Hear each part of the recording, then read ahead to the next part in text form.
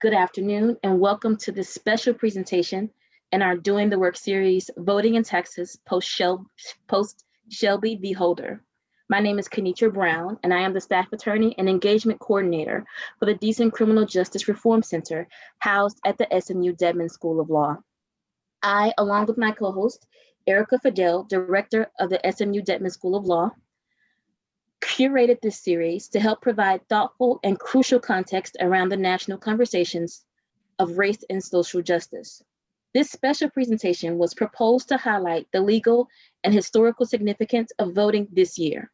Along with the recognition of historic voter turnouts, 2020 marks the 100th anniversary of suffrage for women and the 55th anniversary of the initial passage of the Voting Rights Act.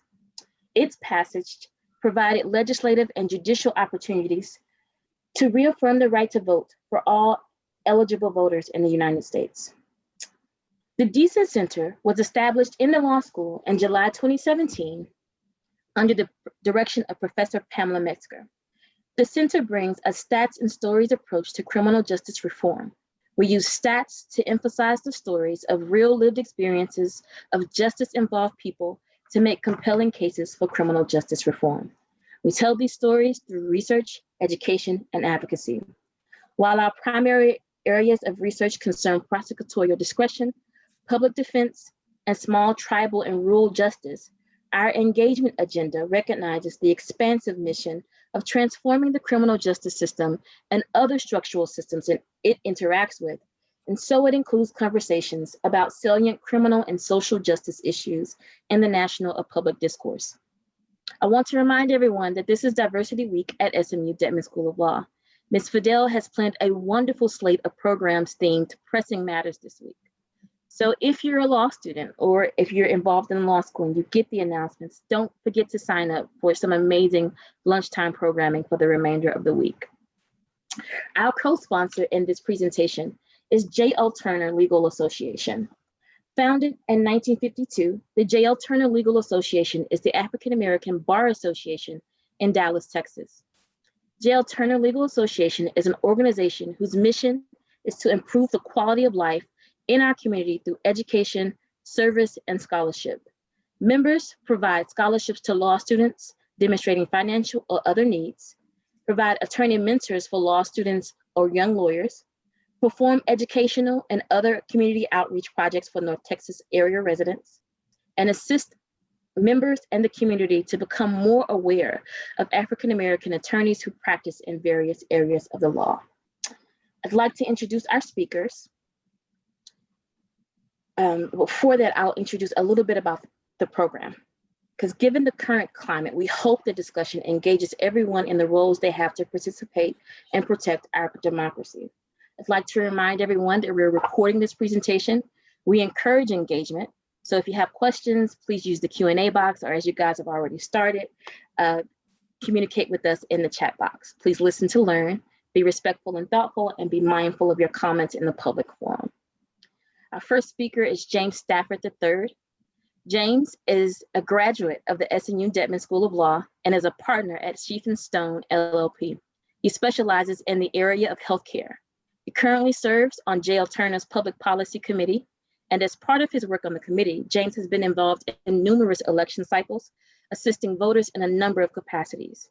He is also a 20-year United States Army JAG officer. Our second speaker, Mr. Arthur E. Anthony, is a partner at Locke, LLP with over 20 years of experience in complex business litigation.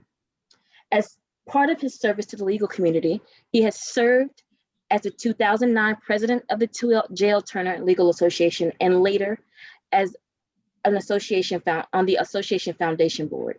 He currently serves on the Public Policy Committee, and he is passionate about the right to vote, and he has worked during many election cycles with the goal of helping to create a culture of political participation at every level for African American and other historically disadvantaged voters. Our third intended speaker, Mr. Isaac Fass, current president of the Dallas Hispanic Bar Association, has been called into moderating a town hall in his official position as Chief Legislative Counsel for Dallas College. He's unable to join us today, but we're moving forward with a great presentation. We hope you enjoy.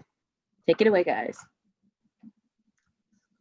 Thank you, Kenitra, for inviting us to participate in this very important discussion. James and I will flip it up just a bit.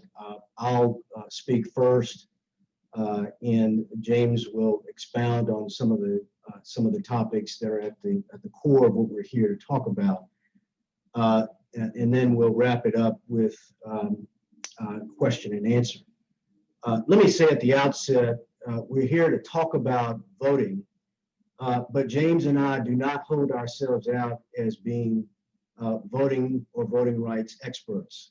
What we are, as Kenitra confirmed, are private lawyers working at firms, but with a passionate commitment to this particular dimension of public service. This dimension being engagement with voters to ensure that voters in the Dallas area can participate in elections without confusion and without obstruction.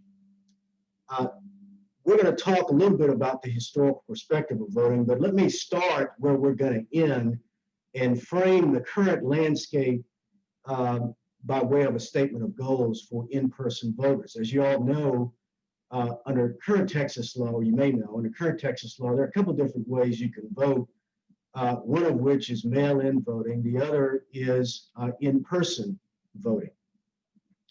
We're going to talk just a little bit about in-person voting and frame it by saying that for every in-person voter from now during early voting through election day, the goal of the in-person voter is to cast a regular ballot that will be verified and fully counted on election day. That's very, very important, because the process ideally under the election code is that a Texas voter will show up at the polls, present his or her ID, be confirmed as being on the voter rolls of the county registrar or the county election authority, be given a ballot by the poll worker, be shown to a computerized polling location. The voter will cast his or her ballot, and then take the backup paper ballot, at least in Dallas County, and slide it into another machine. So we have double verification of each vote. But that vote is a regular ballot that is counted. And I want to mention this because, and we'll touch on this in a minute during the Shelby County discussion, that several years ago when Texas was embroiled in litigation concerning its voter ID laws, there was a lot of confusion. One issue that repeatedly came up was what happens when a party does not have one of the 7 forms of ID currently mandated under Texas law and codified under Chapter 63.0101. That voter who is otherwise registered to vote and otherwise has forms of identification that are set forth in the statute, but not an ID, can cast a regular as opposed to a provisional ballot under the Texas Election Code, and at the same time sign off on a reasonable impediment declaration, which basically says if the voter has a basis for representing to the election official that he or she cannot secure one of the 7 forms of ID that is required under the statute, but is otherwise registered and otherwise has information that confirms the voter's identity, that voter can vote a regular ballot. What we saw in a couple of recent election cycles was everything from people being turned away when they didn't have ID, which is totally wrong, to people being handed provisional ballots to cast when they were supposed to, under statute, be presented with a regular ballot, even under circumstances where they couldn't present one of the 7 forms of ID. So I want to say that at the outset so that everyone on this call fully understands that, again, the goal when you get to the polling station is to cast a regular ballot. Now, there are some circumstances under which you might need to cast a provisional ballot. And remember, provisional means conditional. It's conditioned on verification of the identity of the voter more often than not. and under certain limited circumstances, a person who casts a provisional ballot under the statute may need to go back to the county election administrator's office to, for example, present the correct form of ID within a limited period of time to ensure his or her ballot is cast. So I wanted to say this at the outset because we're going to come back to it. But this statutory framework really is at the core of the present day landscape in Texas. Let me say a little bit about the historical backdrop for voting rights and focus on matters of race. Now, for those of you in law school who've taken a little bit of constitutional law, you know that the Constitution is comprised of 7 articles, 27 amendments. 4 of those amendments speak specifically about the right to vote. What we're going to be talking about here this afternoon really is anchored in the 15th Amendment, which is part of the cadre of amendments that were ratified during the Reconstruction period. Some scholars, such as William E.B. Du Bois, put the Reconstruction period between roughly 1860 and 1880. The Reconstruction period resulted in the adoption and ratification of the 13th, 14th, and 15th Amendments, which, among other things, clarified citizenship and prohibited the denial of basic rights, including the right to vote on the basis of race. And we have included in our slide here the text of the 15th Amendment. It's fairly simple, but it is very profound. Section 1, of course, sets forth that the right of citizens of the United States to vote shall not be denied or abridged. Those are 2 separate things. Outright denial or limit or circumscription of the right to vote on the basis of race, color, or previous condition of servitude. And the 15th Amendment also does something very profound. It federalizes the right to protect people's right to vote by empowering Congress to pass legislation, even though historically states have had the right to manage the circumstances and the processes by which individual state citizens vote.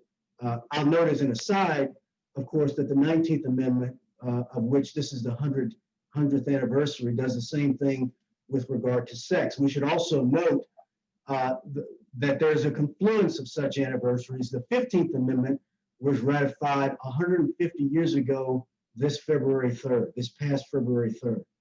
So this year is significant for a number of different reasons. After the adoption of the Reconstruction Amendments, of course, there was a retreat. And you'll see that at the top of our slides, we note that this process that is unfolding in the United States with regard to the expansion and retreat of civil rights comes in waves. We've identified them as cycles. This is the first cycle.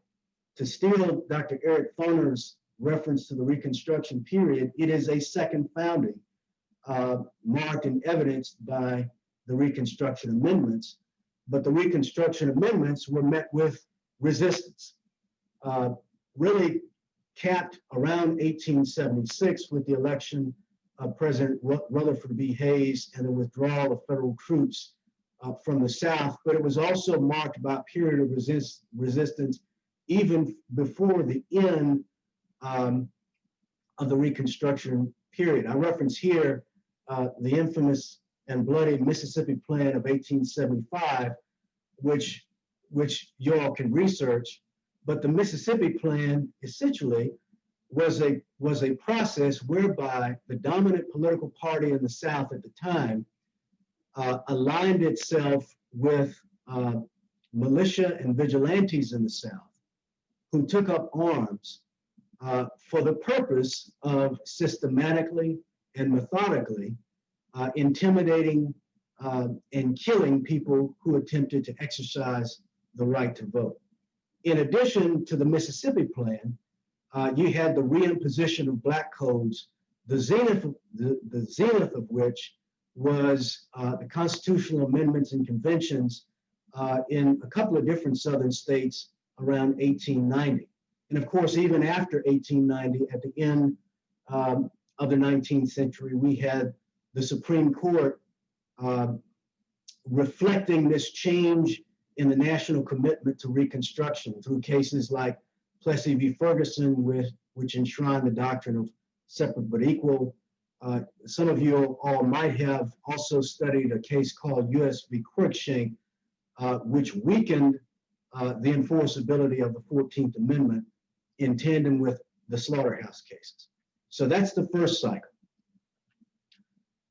The second cycle begins with this closure of opportunity, so to speak, undermining of civil rights during at the end of Reconstruction, and about 80 years of segregation and Jim Crow prevailed across the South.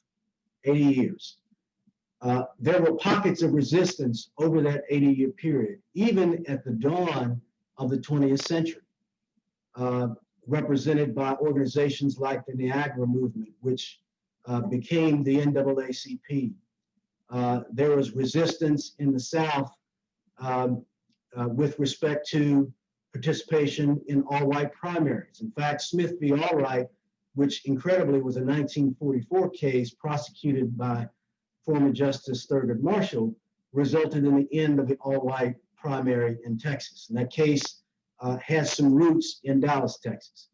Of course, Thurgood Marshall and the NAACP were also involved in the landmark Brown v. Board of Education case that ended school segregation and really marked the beginning of the end of Jim Crow. In tandem with the Supreme Court's reconsideration of race as evidenced by these cases, we had a burgeoning civil rights movement beginning with, among other things, the Montgomery bus boycott in 1955, the Birmingham campaign. There was more than one, but the big one that we all remember was the 1963 campaign, where the Southern Christian Leadership Conference very skillfully used the press to highlight the oppression and the burdens that Southern segregation imposed on Black citizens. There were campaigns in Jackson, Mississippi, St. Augustine, Florida, and of course, we all know about Selma. As an aside, I would recommend to everyone Taylor Branch's trilogy on the civil rights movement, where he very painstakingly reconstructs the activities and the personalities involved in each of these campaigns that led to the Johnson administration pushing forward what the Kennedy administration started. And that is the Civil Rights Act of 1964, which was the second really fundamental public accommodations act in American history. The first was, frankly, the Civil Rights Act of 1875 that was prosecuted by Senator Charles Sumner, the famous senator from the state of Massachusetts.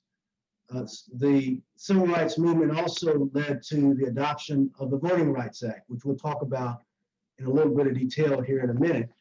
But significantly, and this is often overlooked as part of the framework and edifice of civil rights in the United States at the end of the Civil Rights Movement, the Immigration and Nationality Act of 1965, which abolished the national origins formula, which was essentially a quota system based on national origin rooted in racial discrimination. And I would also recommend that you go back. There's a speech that President Johnson gave in New York in October 1965 that really talked about the reasoning and purpose of the Immigration Nationality Act of 1965 as addressing the racism endemic to the United States immigration system at that time. Again, history has a way of repeating itself. Let me talk a little bit about the Voting Rights Act of 1965, and then I'll yield the floor to James. So significantly, the Voting Rights Act, again, was rooted in the 15th Amendment that prohibited the denial or abridgment of the right to vote on the basis of race. There are a couple of different provisions of the Voting Rights Act that are significant for purposes of our discussion. The first is Section 2. And again, some of you may have seen this before, but Section 2 is the general prohibition on voting discrimination that is referred to as the all-purpose section for purposes of resisting voting discrimination and protecting the right to vote on the basis of race. Section 4, prior to Shelby County, which we'll talk about again in a minute, was the formula for determining which jurisdictions would be subject to preclearance. And preclearance, by preclearance, I mean if a jurisdiction wanted, under the Section 4 formula, wanted to enact changes to state voting law, either to change polling locations, to change a criteria by which people could vote, or any other voting procedure or aspect of the voting process at the state level. If a state was captured by the Section 4 formula, it was subject to preclearance under Section 5. A lot of those states, as you might imagine, under Section 4 were states in the South that had a long-standing history of racial discrimination.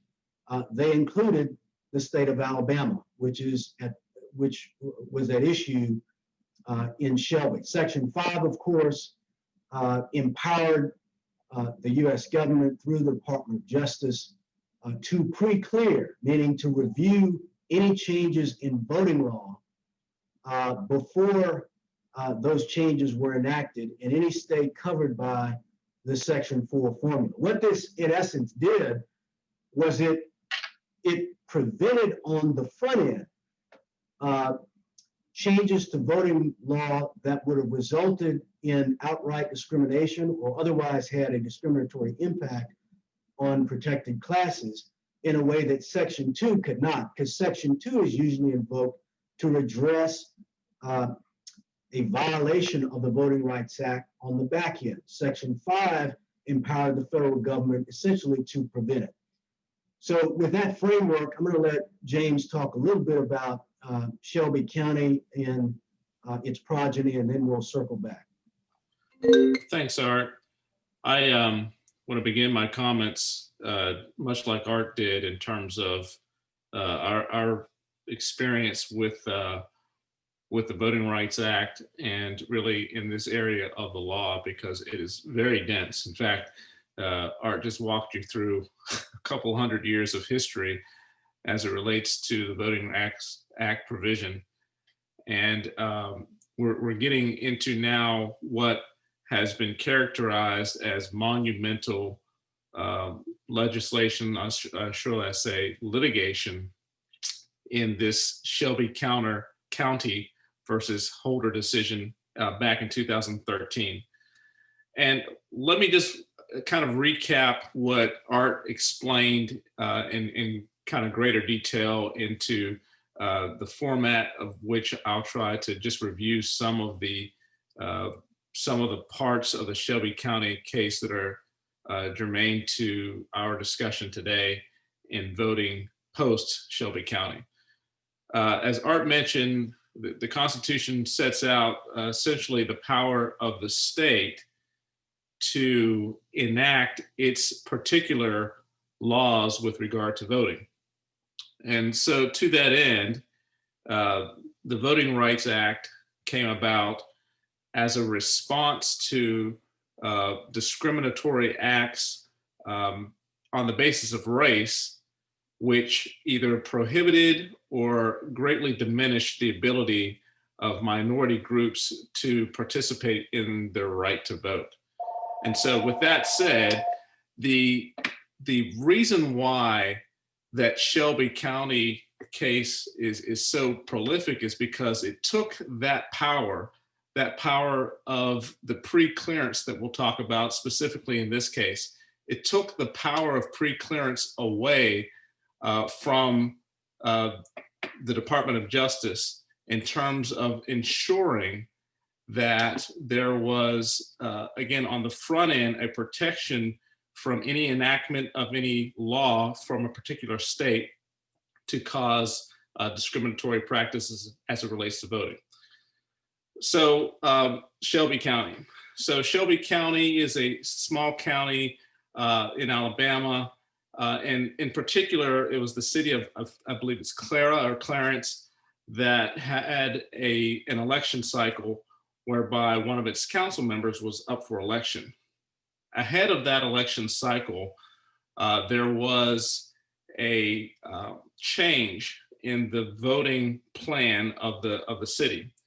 And that change resulted in the only African-American council member being, who was up for election to be, I think he was up for re-election, that is, he lost that election. And so the issue was the change in the law, or the voting plan change that the city enacted, did not go through the required, at that time, pre-clearance.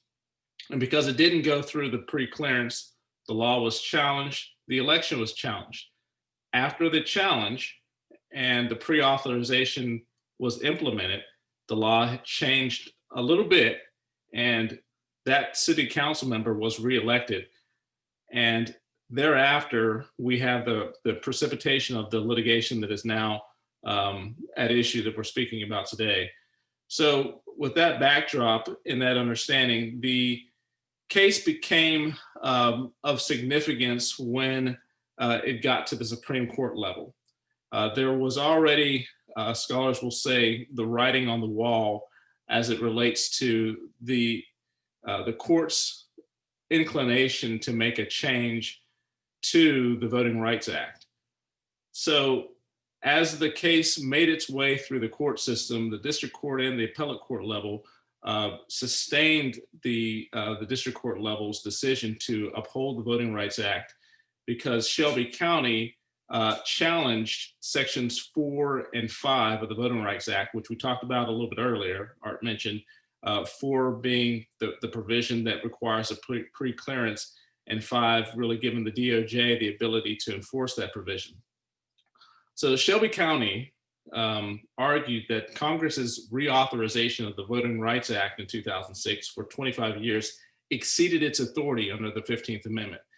And what they were arguing is that in the Voting Rights Act, the pre-clearance mechanism was, after its enactment, reauthorized. At first, I believe it was 4 years, then 8, and then it was in 2006 when it was up for reauthorization again.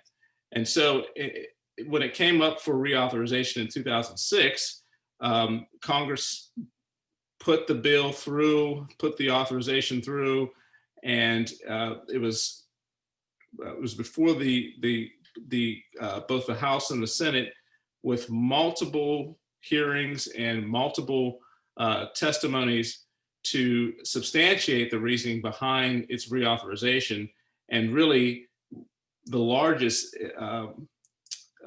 number of years for its expansion or its continuance was finally authorized in 2006. So at the end of the day, once that authorization came through and the Shelby County issue arose, the challenge from Shelby County was that Congress did not have the authorization by which to allow for this 25 years of continuous pre-authorization clearance. So I'll kind of jump to what we're going to kind of discuss today, and is this pre-clearance mechanism. I'll start by talking about the major arguments that were raised. The majority, which was written by Justice Roberts, in their opinion, Shelby County Section 4, as it was reauthorized, they found that it was unconstitutional and that it exceeded the powers to enforce civil rights under the 14th Amendment. And for the majority, the critical issues were that the expansion and the actual law, as it was written, was based on archaic data. And in particular, they highlighted some things like the literacy tests by which the Black codes, as we talked about earlier, were essentially impediments to African Americans during that time period. And so it was the opinion of the majority that the reauthorization exceeded Congress's authority because the legislation was not, it was too archaic, it was too attenuated at this point. And so the dissent, which I note was led by now the late Justice Ginsburg, focused on the pivotal findings that the majority relied upon, specifically this argument that the Voting Rights Act was too archaic. The dissent noted that the amount of time Congress took was significant. The dissent went through a verbose discussion of the number of hearings that occurred and the amount of testimony that was given. Specifically, and I'm going to kind of cite some specific provisions because I think that it's important to kind of put this in the framework. The dissent said that after considering the full legislative record, and I'm quoting from 570 U.S. 529 from 565 to 66, Congress made the following findings. The Voting Rights Act has directly caused significant progress in eliminating first-generation barriers to ballot access, leading to a marked increase in minority voter registration and turnout and the number of minorities elected as officials. But despite this progress, second-generation barriers constructed to prevent minority voters from fully participating in the electoral process continued to exist, as well as racially polarized voting in the covered jurisdictions, which increased the political vulnerability of racial and language minorities in those jurisdictions.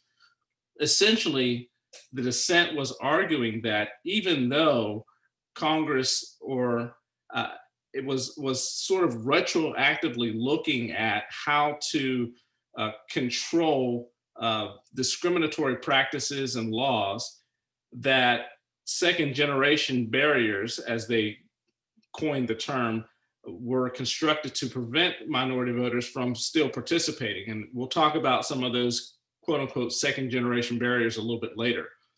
The court also went on, and I'll again quote from the court, based on these findings, Congress reauthorized the pre-clearance for another 25 years, while also undertaking to reconsider the extension after 15 years to ensure that the provision was still necessary and effective.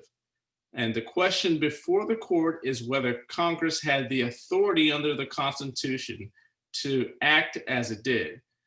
And in answering this question, the court does not write on a clean slate. In fact, it is well established that Congress's judgment regarding the exercise of its power to enforce the 14th and 15th Amendments warrants substantial deference. The Voting Rights Act addresses the combination of race discrimination and the right to vote, which is preservative of all rights. The most famous quote from Justice Ginsburg, however, is her last sort of culminating quote, in which she says, throwing out this pre-clearance when it has worked and is continuing to work to stop discriminatory changes is like throwing away your umbrella in a rainstorm because you're not getting wet. And that's been repeated over and over again, and maybe one of her most famous quotes now. But the argument was that despite the fact that it is archaic in terms of some of the initial issues that were facing the court and the legislators at the time, it was still working. And it was evident in that case in particular, because as I said, the council member, African-American, and the only African-American on the council who during the time period in which that law was enacted that caused a discriminatory effect on the election, after that pre-clearance was administered and the law was subsequently changed, was reelected. So again, it was very evident that the pre-clearance had worked in this particular instance and in that particular case. I'm going to kind of move now to our second kind of topic, what happened post-Shelby. So right after Shelby, the state of Alabama implemented voter identification. And it had previously, the state had previously passed this legislation 2 years earlier, but it declined to submit it to pre-clearance. So even though the voter identification law had come up on the books and was passed, it was not fully implemented because it had not gone through the pre-clearance process. And as you know, when laws are enacted, there is sort of an ability for there to be some retrospective look at maybe some fine tuning. So in this particular case, the state of Alabama had passed the law, but had not sent it to the pre-clearance, that is to the Department of Justice, to determine whether or not they could actually implement the law. But immediately after the Shelby decision, it pushed through a voting rights law. In addition to that, the state of Texas, which was also one of the jurisdictions that was triggered or was a part of the identified jurisdictions in which pre-clearance was required for any change in the voting rights laws, also came up with a voter ID legislation that essentially passed and was challenged. The state of North Carolina also implemented new voter ID laws. The state of Mississippi also rolled out its own Identification Act, one again that it had submitted but not yet received pre-clearance to use. So post-Shelby litigation is sort of like pre-Shelby in terms of the pre-clearance mechanism, which previously had stopped laws from coming into effect that were alleged to be, and I'll say alleged to be, discriminatory. The post-Shelby cases are these laws that get through without pre-clearance and are able to be enacted and then are subsequently challenged. So I want to talk first about voter ID laws here in the state of Texas. And we've got a couple of cases here. There are a number of cases, by the way, that have been circulating in the state with regard to voter ID litigation. And now I'll kind of briefly talk about what's at issue. So prior to the enactment of SB 5 and SB 14, there were only very small stringencies in terms of the identification, and I'm kind of characterizing that without giving you the specifics because we're not going to get very, very specific today. But anyway, once the laws were enacted, there was almost immediately a litigation. And so, as Art mentioned earlier, there was a lot of confusion. I remember working this cycle because just like in this cycle, we'll talk about that litigation in a minute, there was multiple lawsuits that were being filed in various jurisdictions, all challenging the law that made voter identification confusing because there were so many forms of identification and requirements that the voting population was confused, and there was again a lot of consternation about whether or not voters would even want to go to the polls as it relates to the confusion. So anyway, once this Veazey case, which challenged then our Governor Abbott, we saw this litigation come up, I think out of, actually I can't remember the jurisdiction where it originated from, But as it came through, the Supreme Court ultimately upheld the changes that the state of Texas made as it relates to its voter ID laws. So there was some changes to the law that were proposed, but ultimately, as written, it went all the way to the Supreme Court and was upheld. I'm going to skip now to kind of a second issue that we're seeing in this cycle, which is related to kind of the post-Shelby issue, and that is this idea of mail-in ballots. So the state of Texas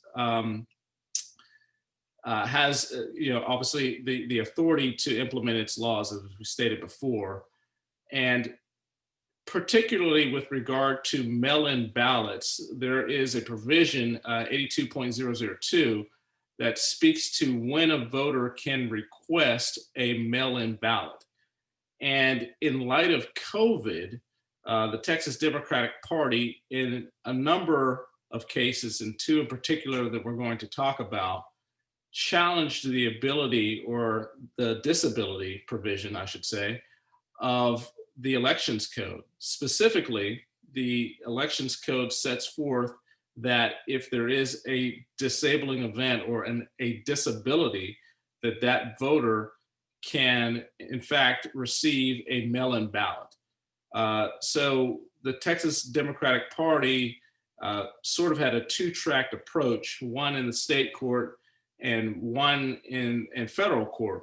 And as I said, 82.002 allows for a voter, if disabled, and a few other provisions, for instance, over 65 and some other provisions. But if your health is makes you disabled, you can request a mail-in ballot. And I'll speak to a couple of the arguments that are made.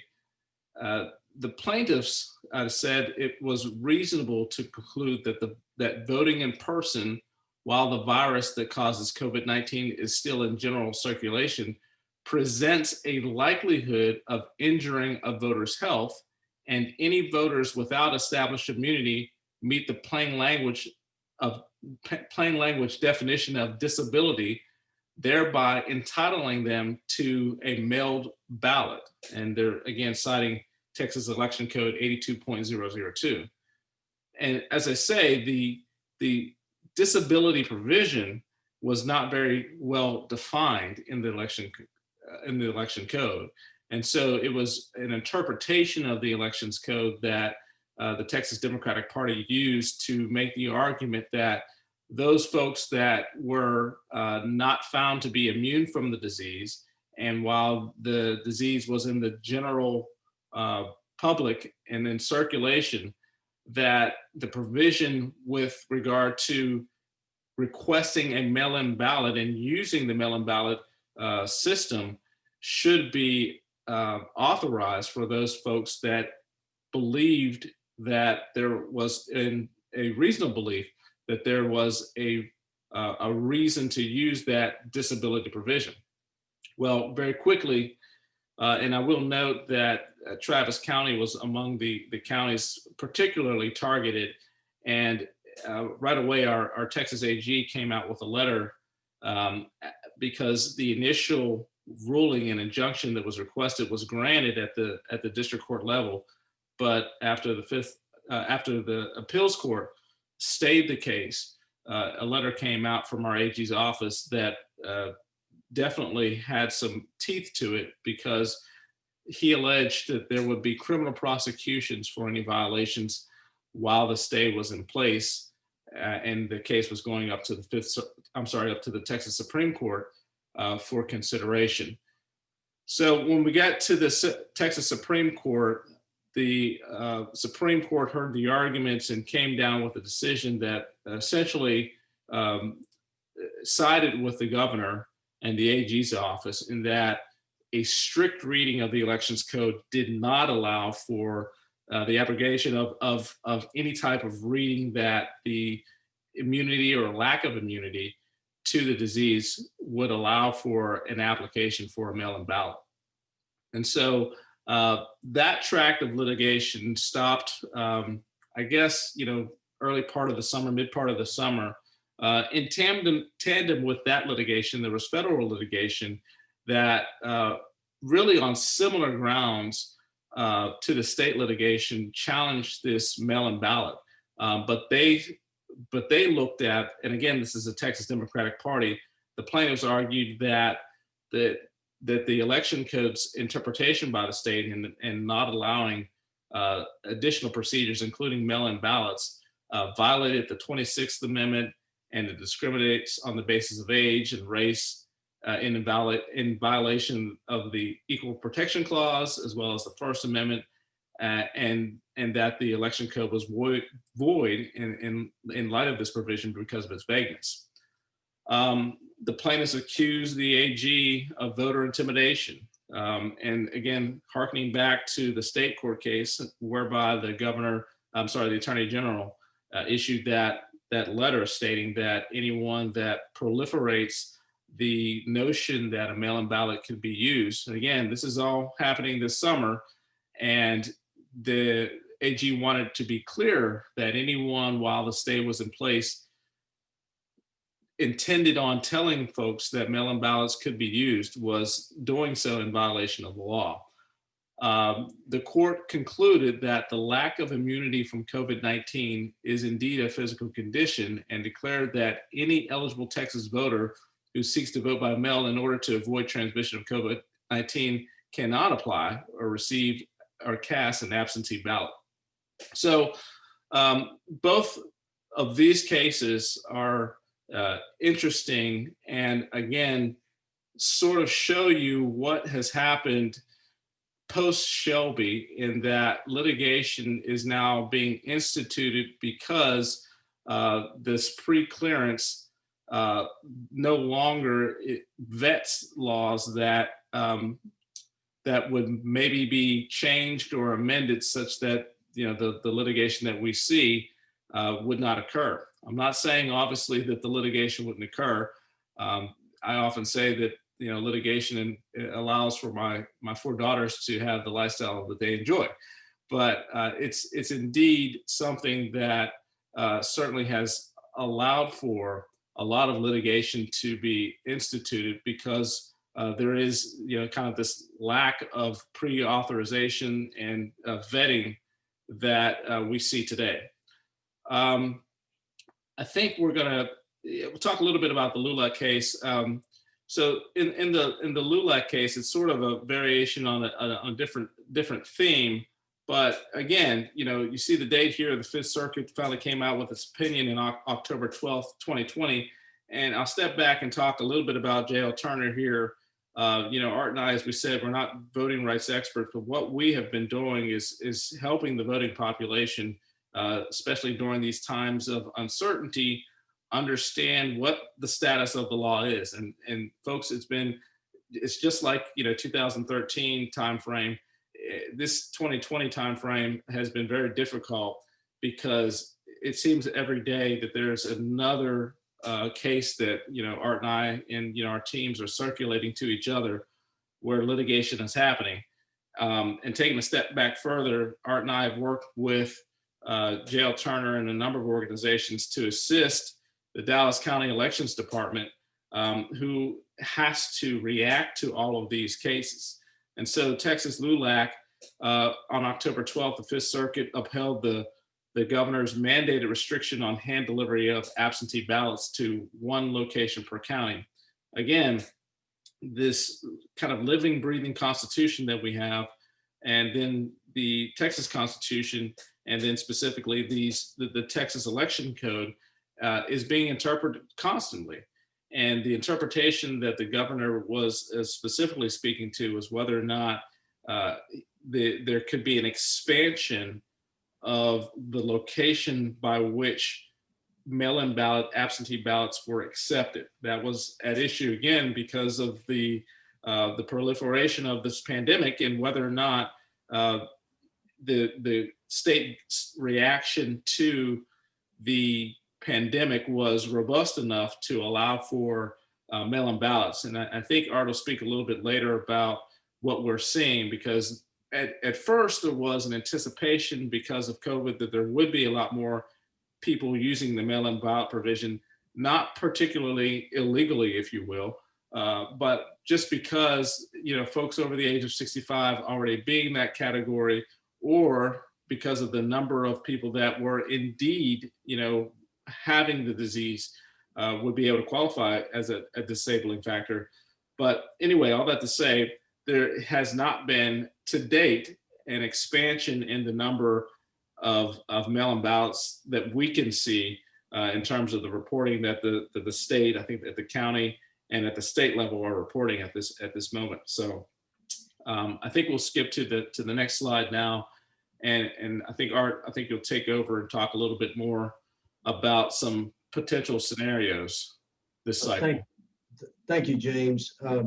I'll say that our survey of the historical and legal landscape of how voting occurs post-Shelby County and how we got here has been a little bit clinical, and we recognize that. I want to say at the outset of this next portion of our presentation that we're in the midst of a presidential election, but it's not like any other presidential election. We are, to be candid, in a highly charged political environment. In the midst of a global pandemic, which, according to statistics that I read yesterday, are worsening, on the heels of killings that sparked a racial justice movement around the world. This is a different kind of election, and it warrants a very different and kind of focus on the right to vote. So I wanted to say that again to frame and add a little bit of context to what we just discussed. A couple of possible scenarios that we look for as we do our work in this space, and some of you have already seen that since we're about a week or so into early voting. We have all seen long lines, and we are responding appropriately and working with county election officials as necessary to address long lines. My impression is that the long lines that we're seeing are not necessarily the result of strategies of interference on the part of any official or any political party. I think the long lines to this point really are a function of the raw interest and the sort of surge in anticipation of being able to vote. There are some folks that I've heard anecdotally during this election cycle who are willing to walk through a ring of fire to cast their ballot, and I think that's what we're seeing. So I think over the course of early voting, we'll see some of the long lines improve, but the volume I think will still be there. Other potential challenges that we're looking at for the in-person voter relate to some that I touched on earlier. People who show up and think that they're registered to vote, but they get to the polling place and there's some confusion as to whether they're on the voting rolls. There may be confusion, although I anticipate less this election cycle about forms of voter ID that people can use and when and under what circumstances people can execute and submit reasonable impediment declarations and when they should use provisional ballots. Again, we saw a lot of confusion with those issues really in the past two cycles, but I don't expect to see them during this cycle, although it's something we continue to look for. In past cycles, we saw voters and poll workers unfamiliar with the new voting machines. Again, our voting machines are electronic with paper backup. There are two different machines you can use at most polling locations in Dallas County that have that functionality. Again, I don't anticipate seeing that to be too much of a problem this cycle, given our recent experience with new voting machines during the 2018 midterm elections. As James mentioned, J.L. Turner is part of a coalition of legal organizations that are working with Texas Voter Protection which is anchored in the Lawyers Committee for Civil Rights Election Protection Program. And we've listed the hotlines for the national program there. If any voter in any location in the United States calls, say, the 866 Our Vote hotline, he or she will be routed to a local volunteer in the Dallas area, the Houston area, the Austin area, that can address that voter's concern on the spot to ensure that the voter votes while he or she is at the polls. That's our goal. Students can be a part of this network. If you're interested in volunteering, feel free to pull up texasvoterprotection.org, follow the prompts to volunteer, and you can sign up. And I'd invite you to note that you're signing up at the behest of the leadership of the J.L. Turner Legal Association. We're about, again, 1 week into early voting, but there is a continued need for volunteer poll monitors. There's a continuing need for lawyer and law student volunteers to man hotlines. Training is provided multiple times per week, and it is recorded. So if you can't make a scheduled training, you'll be able to be trained when your time allows by video and participate not only during early voting, but the lead up to election day. Significantly, as you all probably know, during early voting, Dallas County at least has organized 61 early voting locations for voters who want to show up. And of course, a voter in Dallas County during early voting can go to any early vote location in the county, including the mega center down at the American Airlines Center, which I know is processing thousands of voters every 2 or 3 days. So there are ample opportunities to vote, but the real challenge, I think, will come election day, where, if I'm not mistaken, Dallas County has almost 470 different precincts in the county where folks are anticipated to show up, where to the extent that people have not voted early. There's going to be a large need for volunteers on election day, November 3rd. We have set up a command center down at the Dallas Bar headquarters at the Belo Mansion. We'll be fielding phone calls and escalated calls at that command center. But you can volunteer from your kitchen table, because again, all of this will be remote. And the process by which calls will be received and dealt with will be all electronic. So feel free to sign up. There's plenty of information on texasvoterprotection.org. Let me say this also to the extent that anyone on this call has not voted. Lines are long, ballots are long, because there are a lot of candidates running for various offices, not just president, but of course we have a hotly contested federal Senate campaign. There are seats for the Texas Supreme Court that are contested, as well as 5th District Court of Appeals and judiciary seats for county elections here. There are also state house elections, state senate elections, all of it's on the ballot. So have a plan.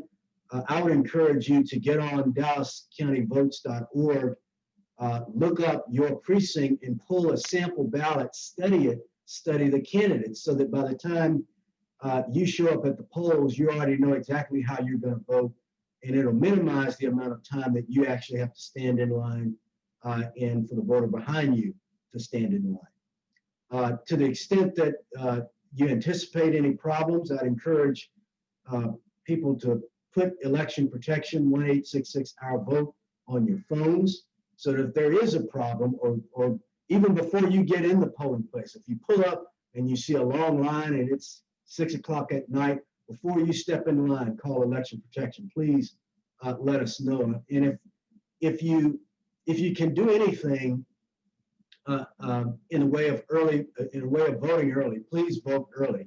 That'll certainly save save you from any headaches on election day. I'll end by saying this, and then perhaps we can open it up for questions. The right to vote, scholars have debated whether or not it is constitutionally protected in the core 7 articles of the Constitution. Be that as it may, the right to vote certainly is sacrosanct and at least implicitly protected in the multiple amendments that touch on voting in the 15th, 19th, 26th, and other amendments. There's a lot of talk about American exceptionalism and what makes America different. The right to vote is what makes us different. It is our last best chance to preserve and protect our democracy and preserve and protect our institutions and for citizens to be heard. So exercise the right to vote, not only during this particular election, but for every election, for school board, for state house, for any local or county initiatives that are on the ballot. Make sure you make it a priority and a habit to vote, because that's the way we're heard. With that, I'll close and invite any questions.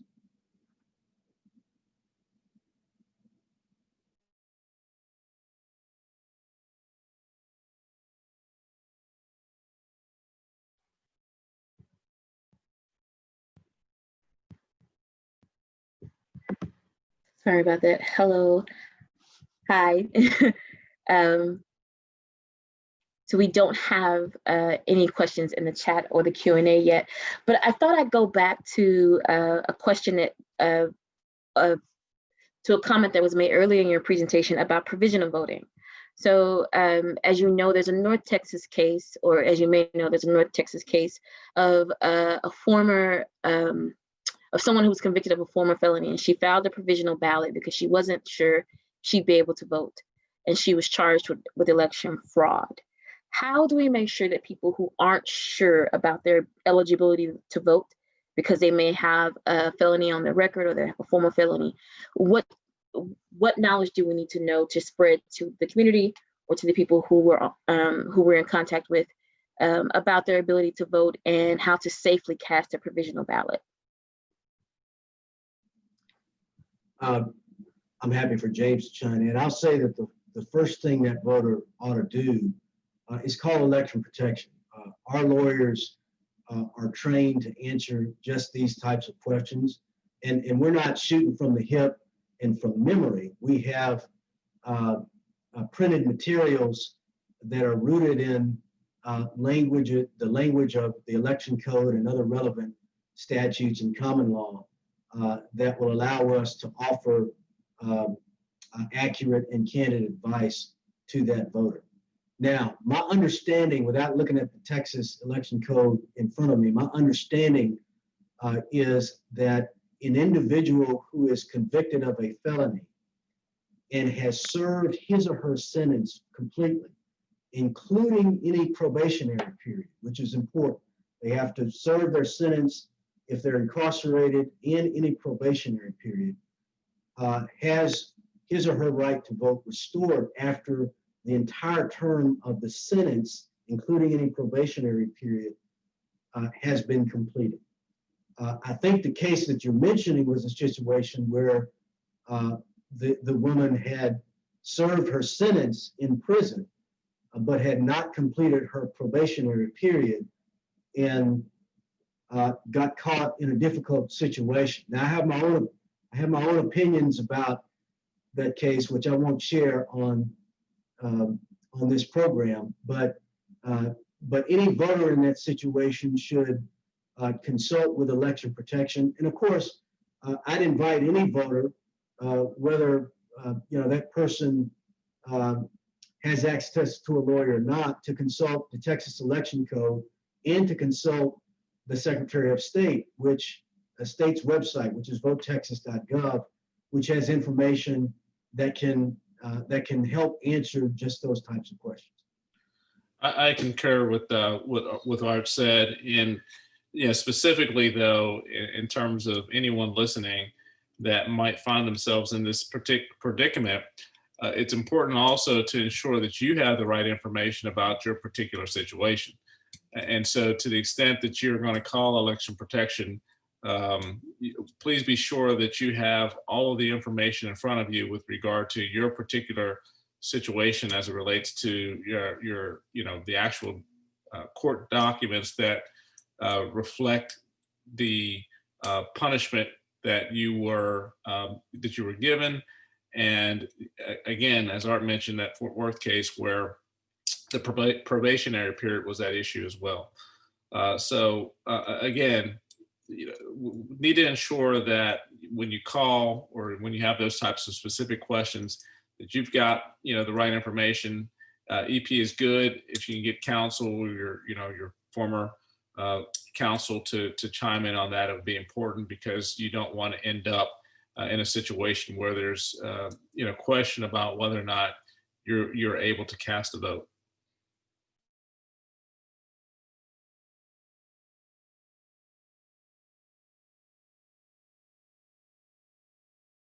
Why don't you talk about the significance of this new, well, I don't know that it's new, but of the prohibition in Texas against straight party voting. Why was that case? What's the significance of the case, which I believe is Bruni v. Hughes? And as far as Texas election law is concerned, what does that help do? What's the justification for avoiding straight ticket voting? I'll start. I don't know if I can answer what the legislatures had on their mind in particular, but as I recall, some of the House and Senate talks related to making sure that I think the argument was that the electorate was, very particularized in terms of their understanding of who they were voting for. So the argument that was raised is that there was a maybe not a fear, but maybe an inclination of uneducated voters making decisions, based solely on party lines without being educated about each and every voter. And again, I'm kind of speaking from memory in terms of those particular arguments. And so there were multiple cases during this election cycle, again, with all the COVID cases that we've had, that challenged that particular law. I mean, as late as last week, I saw some litigation as well and some stays. But anyway, at the end of the day, it's still, kind of hotly debated, and we'll continue to see the litigation there. But in terms of its, progeny, that's what I believe the legislatures were after. Yeah, that's pretty much what I recall. Yeah, I don't disagree with that.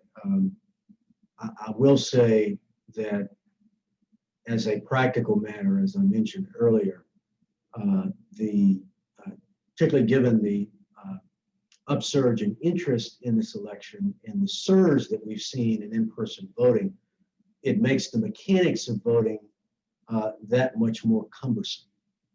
For those folks that, for example, that are Republican and who are knowledgeable Republicans, but have decided they don't want to vote for any candidate who is not Republican, the elimination of straight ticket voting is a burden on that voter, because that voter then has to go down, particularly in this cycle, a very long ballot, depending on the county where they're voting, to individually select the candidates who are Republicans on that ticket. That takes a few minutes as opposed to less than a minute to make that selection. My advice to all voters is the same, and that is, particularly during this election cycle, if you have an opportunity to print your ballot before you go down to the polls and learn about each and every candidate. There are great resources out there. A good source is the League of Women Voters, who every election cycle publish very detailed information on the candidates running for various offices. try to find out what you can about the candidates. Because if you're a Democrat, for example, everyone running for a Democrat may or may not share your values. Same thing if you're a Republican. Some candidates have been known to run based on the trends in the jurisdiction. And in fact, we've seen in Dallas County where candidates who were once Republican have been running as Democrats for local and county offices. So learn who's running for what, learn a little bit about the candidate's history if you can, and that will ensure that your vote is an informed vote and aligns with your own personal values. I will say, as an aside, that in looking at the statistics, the daily early election statistics for voter turnout, both by mail and over the last week for in-person voting, they are astounding. As of yesterday, according to the Secretary of State, of the almost 17 million voters who are registered now in the state of Texas, 4.7 million of us have already voted. I don't know that that's ever happened before in terms of the percentage of that turnout during early voting. I think the percentage is a little above 25% of folks who've already voted. We still have another almost full week. We have this weekend into next Friday of early voting, of course, election day. So that's very encouraging for our state in terms of the level of participation in that the legislature that results, the results of the Senate campaign, the results of judicial campaigns will be more representative because more people participate. Texas is not as difficult, arguably, as it is to vote in Texas. Texas is really a non-voting state as opposed to a state where there are so many prohibitions and difficulties and challenges with voting. People in Texas, our voter turnout compared to other states has usually just been lower than other states. I don't expect that to be the case this year, particularly given the interest in the top of the ticket elections, but that's our history. I'd like to just comment a little bit more, Art, with regard to J.L. Turner itself. Obviously, we're a nonpartisan organization, and our sole goal, purpose in the Public Policy Committee is strictly aimed at what you see on the screen in terms of helping voters through various efforts to exercise the right to vote, point blank. That's all we are, promoting and wanting to do. And I say that because we, in part, agreed to put on this presentation to inform all of you all as we become informed and understand the landscape of voting as it relates to the various laws that may impact the right to vote, so that there's an understanding and an information communication to everyone to appreciate what it takes to vote, how to vote, and any other questions that relate to voting.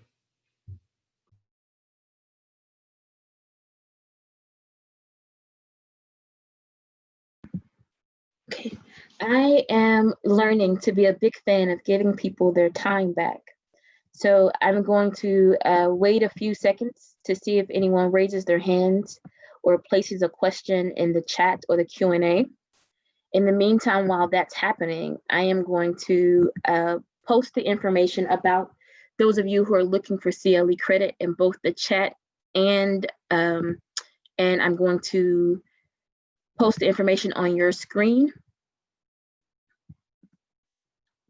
One second. And we're going to change the view.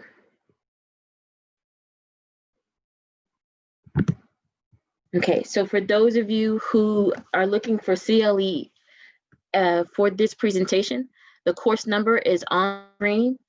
If you would also help me to confirm your attendance by also emailing me at kenitra@smu.edu. It's KENITRA @smu.edu.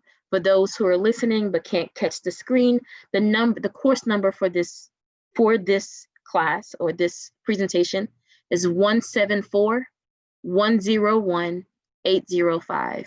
Again, it's 174-101-805. And if you're looking for you can self-report your credit, but I need to confirm as a sponsor on the other side. So if you're an attorney looking for your CLE credit, please be sure to email me at kenitra@smu.edu. And I'd like to thank our speakers, Mr. James Stafford and Mr. Art Anthony, so much for taking the time to do their presentation and to do this presentation and to share their knowledge with us, especially their knowledge of what's happening on the ground as they work to protect people's sacrosanct right to vote. I don't know what just happened to my screen. Sorry about that. I'm going to stop the share because I can see some comments in the